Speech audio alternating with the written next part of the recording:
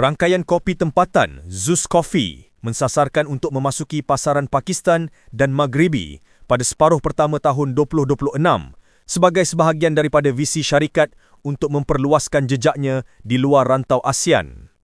Pengasas bersama dan Ketua Pegawai Operasi, Venan Tian, berkata pihaknya menjangkakan membuka kedai pertama di Pakistan melalui franchise induk tempatan, manakala kedai pertama di Maghribi pula dirancang dibuka pada suku pertama atau kedua 2026. Kami sedang meneroka peluang di luar ASEAN, katanya kepada Bernama.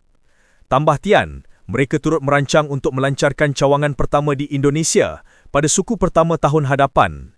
Kami menjangkakan untuk melepasi tanda aras 1,000 kedai secara keseluruhan menjelang akhir 2025, katanya. Rantaian kopi pantas berkembang di Asia Tenggara.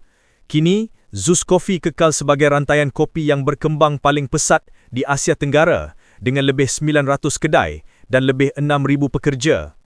Berhubung Belanjawan 2026 yang dijadualkan dibentangkan di Parlimen pada 10 Oktober, Tian berharap kerajaan dapat memberi lebih manfaat dan insentif kepada usahawan Malaysia serta mengutamakan kebajikan sosial rakyat.